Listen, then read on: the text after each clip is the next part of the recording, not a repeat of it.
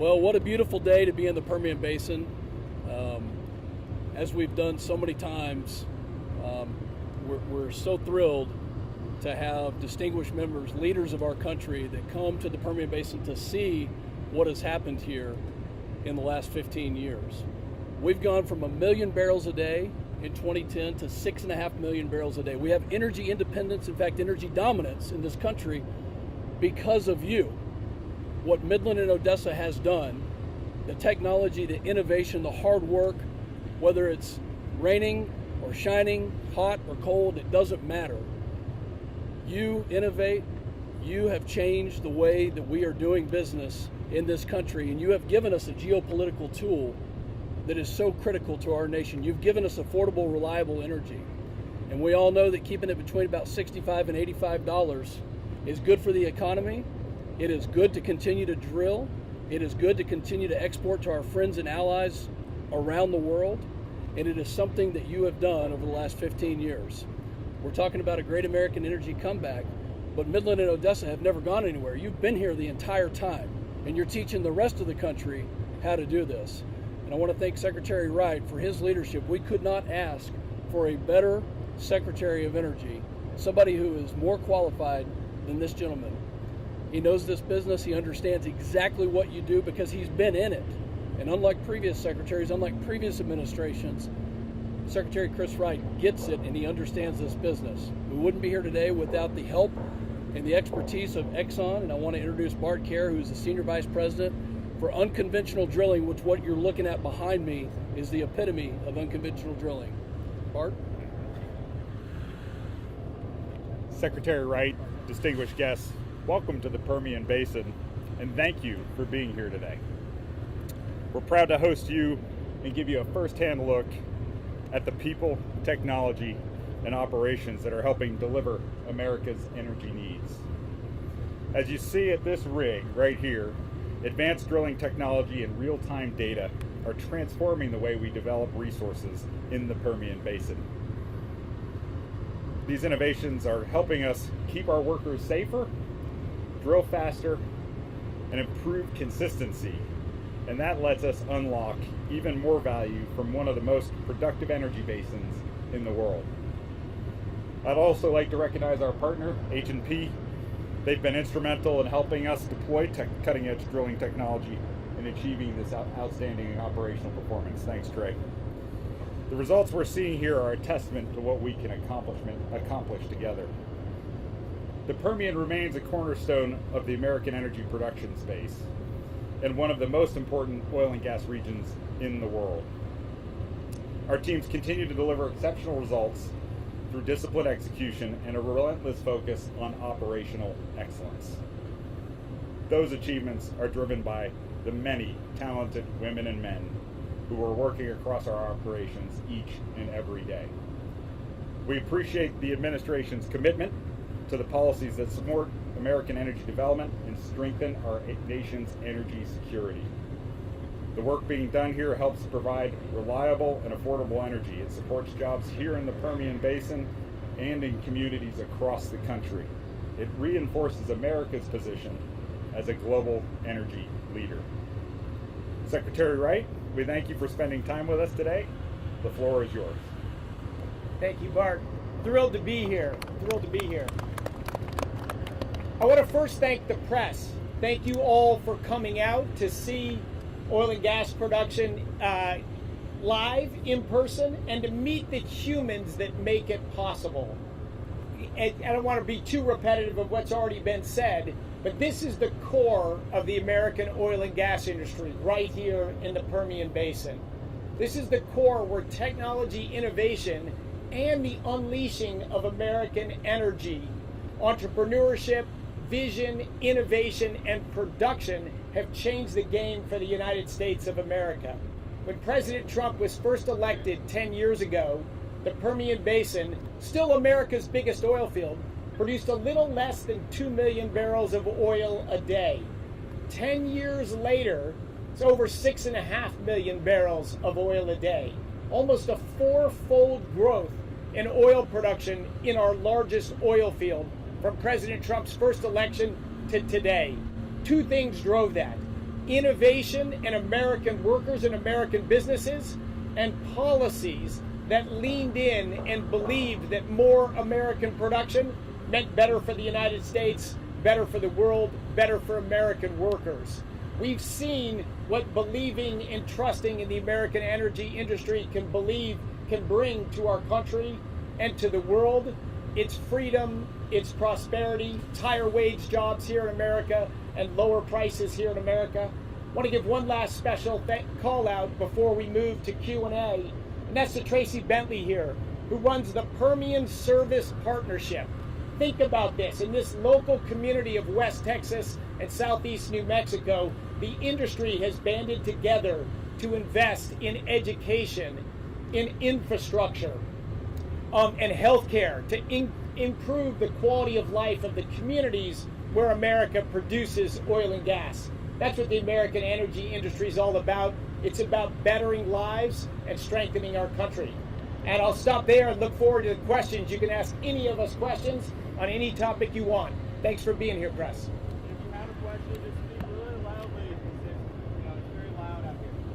So, the Secretary, what about Trump's policies and leadership that's happening led to the reinforcement of America as the global #1 oil? Can you let us know your name now? Let's see if that question. Stephen, so a huge number of things, but let me start. I'll start with the recent administration. At the Biden administration, the end of their policies, they were pausing approving any new LNG export terminals. When you produce oil, you also produce natural gas. You need a market for that natural gas. American LNG exports are surging now, and our permitting for new LNG export terminals has boomed. The Biden administration decided against the law to not hold lease sales on federal lands for oil and gas drilling. Southeast New Mexico, one of the core parts of the Permian Basin, a lot of it's federal land. You restrict those permits, you restrict the ability to export natural gas overseas, you restrict investment in it. The Biden administration also said he promised in his election that he would end fossil fuels. Just a height of foolishness. The United States got a little over 80% of our energy from oil and gas when Biden was elected, and the exact same percent 4 years later when he left.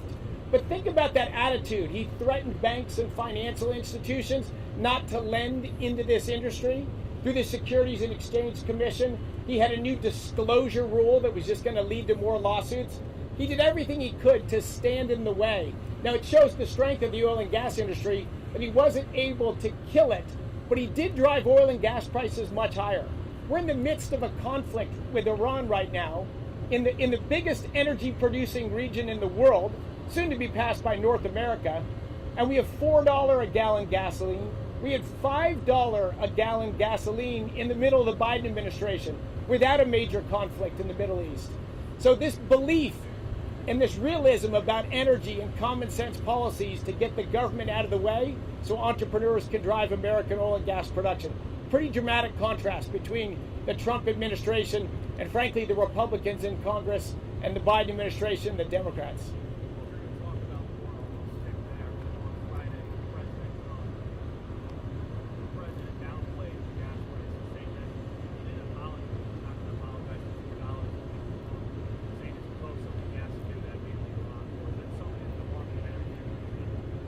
Well, look, President Trump, I've never met anyone more passionate about lowering energy prices than President Trump.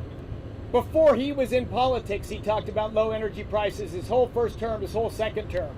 So, but what he's trying to communicate there is Iran having a nuclear weapon is an absolutely existential threat, not just to the Middle East, but to the world.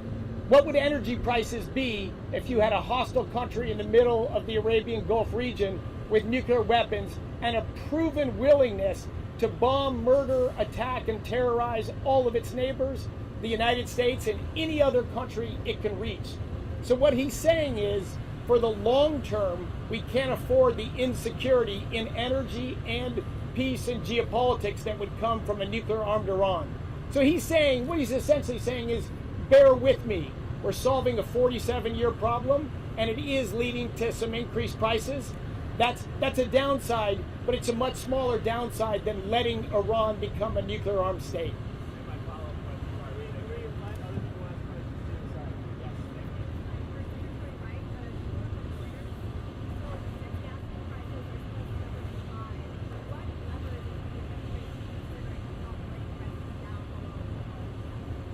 you. So great question. So first of all, oil prices, because of surging production right here in the Permian Basin and across our country, and our military's efforts to make sure ship traffic flows through the Strait of Hormuz, we've managed to keep oil prices down far below what anyone thought was possible.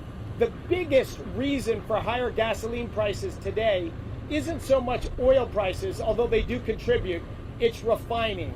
It's a shrinkage of the run rate of refineries. The United States refineries are running at record high, the highest we've ever delivered out of this country. But we have refineries in the Middle East that are turned down, some of them even shut down. We have Chinese refining well down below where it is. So I'll be talking later today with a number of American refiners about what we can do in the government to help them further ramp up their throughput. We will bring gasoline prices down. It's going to be a combination of oil prices eventually coming down, but it's also going to be increased throughput in refineries, not just in the United States, but around the world. The President thinks every single day about how to drive energy prices down. Secretary of Defense, I don't know if my telegram. How would the debate what would the debate protect American energy investment towards curtail some of the more negative environmental impacts of oil and gas drilling, such as climate change or greenhouse gas emissions? So a question about climate change and greenhouse gas emissions. I'll share something not many people are aware of. The single largest driver of reduced greenhouse gas emissions, both in the United States and globally, has been natural gas. Natural gas, in absolute terms, is the fastest growing energy source on the planet, and it is displacing coal, not replacing coal, but displacing coal in wealthy countries to become the largest source of electrical generation in the United States, in Western Europe, and increasingly in wealthy countries. That is the largest reduction in greenhouse gas emissions of any technology, because natural gas is well over 20% of global primary energy, where wind, solar, and batteries combined are 3% of global primary energy. They haven't moved the needle on emissions, but they have driven up electricity prices where they've been forced on the grid. So the other big mover of decline in future greenhouse gas emissions is going to be nuclear. The United States is leading the way in natural gas, will lead the way in next generation nuclear as well. So all of these are about clean air, meaning less pollutants, clearer air as you see here today, and also reduced greenhouse gas emissions. So the oil and gas industry is as well the answer there more than it's the problem. Did I turn the microphone off? It was on. Okay. So I just ditched the microphone. Secretary Wright, last week you halted 3 proposed federal transmission corridors over concerns about cost and reliability. Here in Texas, there's been some similar concerns about a proposed transmission corridor rollout. What should Texas regulators be considering before moving forward? Oh, sorry, Brandon Walton, Texas Corridor. Yes. So electricity transmission is a key part of energy infrastructure. We need more transmission, but you need to be thoughtful about transmission, where it's built, and how it's funded. One of the biggest reasons solar and wind energy have driven up electricity prices so much has been the need of enormous new transmission infrastructure. You build low energy density generation across wide plains far away from demand centers. You need to build new transmission to connect that. That then gets billed to the ratepayers in electricity. If you look at the single biggest rise in electricity prices, it's transmission and distribution. So it's very expensive to build transmission. We need to build transmission, but you need to build transmission that ultimately is going to lead to lower prices to American consumers, not raise prices. So we need transmission, but you need to be smart about why and where you're building transmission. Not just more transmission is good. All right. Any questions for that? What's the question goes to West